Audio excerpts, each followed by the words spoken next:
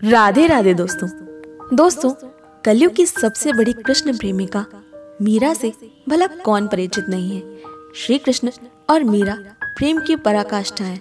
मीरा तो सांसें भी अपने श्री कृष्ण के लिए लेती थी। मीरा के बालपन के प्रेम थे श्री कृष्ण।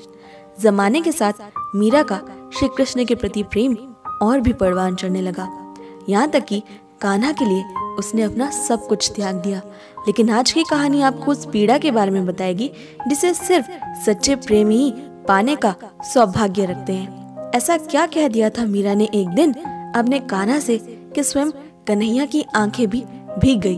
और चलिए इस वीडियो में हम जानते हैं कि मीराबाई के इस संसार से चले जाने के कुछ समय पहले ऐसी क्या हैरत अंगेज घटना घटी जिसने देखा वो हैरान रह गया। दोस्तों, ये बात है उन दिनों की जब मीरा रानी अपने जीवन के कुछ अंतिम दिनों में द्वारका में विहार कर रही थी। गर्मी का एक दिन भूख और थकी हारी मीरा एक पेड़ की छांव में बैठ गई। वैसे तो श्री कृष्ण के दर्शन की इच्छा उसमें बालपन से है, लेकिन आज कन्हैया से एक बार मिलने की तड़प और बेचैनी कुछ अलग ही है। कुछ भी करके बस आज कान्हा की एक झलक दिख जाए। तभी पेड़ की डाल पर एक कौवा आकर बैठ गया। बेहद जोर जोर से वो काऊ काऊ करने लगा। मीरा ने उस कौवे की तरफ थोड़ी देर बाद देखा और कहा कि काढ़े कलेजा मैं धरूं रे, कागा तू ले जा।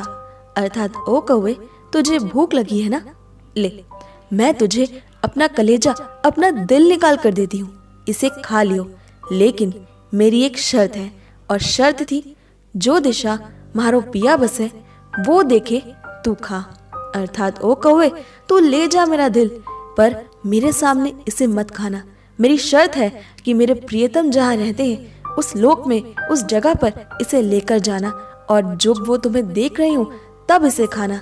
नोच नोच कर खाना, पर उनके सामने खाना, ताकि उन्हें भी उस पीड़ा का एहसास हो जिसे उनसे दूर रहकर मेरा दिल हर रोज सहता है। अरे, दिल निकाल कर देना तो कुछ भी नहीं है, मुझे तो हर दिन उससे भी 2 गुना ज्यादा दर्द अपने कान्हा से दूर रहकर सहना पड़ता है।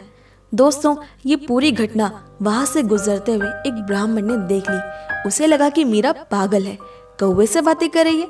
उसने ध्यान नहीं दिया और आगे बढ़ गया। वो ब्राह्मण एक मंदिर का पुजारी था।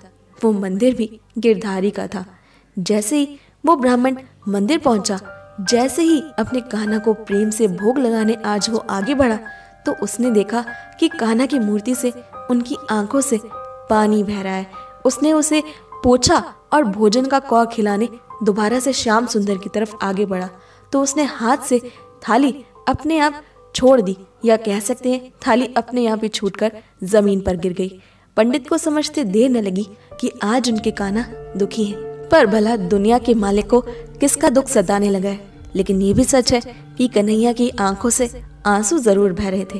अचानक से उस ब्राह्मण की आंखों के सामने मीरा रानी की छवि आ गई, और उन्हें समझते देर नहीं लगी कि आखिर ये पूरा माजरा क्या है, क्यों श्याम सुंदर आज भोग नहीं स्वीकार करे। वो दौड़ता हुआ मीरा को देखने गया, पर मीरा उस पेड़ के नीचे से जा चुकी थी। बताया जाता है कि इसी घटना के कुछ दिनों बाद मीराबाई के साड़ी का टुकड़ा श्री कृष्ण के पास मिला, उनकी मूर्ति के पास मिला, और मीराबाई हमेशा के लिए सबकी नजरों से गायब हो चुकी थी। वो आखिरी बार था जब उस ब्राह्मण ने मीराबाई के साक्षात दर्शन किए, जब वो मीराबाई के प्रेम से रूबरू हुआ। जब उस ब्राह्मण ने मीराबाई के साड़ी के टुकड़े को श्री कृष्ण के पास देखा, तो वो फूट फूट कर रोने लगा। बाकियों को तो नहीं, पर उसे जरूर समझ आ गया था कि वर्षों से तड़पते 2 प्रेमियों का आखिरकार मिलन हो गया। कान्हा अपनी मीरा को अपने साथ ले गए। ऐसी पीड़ा, ऐसी विरह जो मीरा ने सही, वो दुर्भाग्य नहीं सौभाग्य है, जो लाखों में से किसी एक को मिलता है।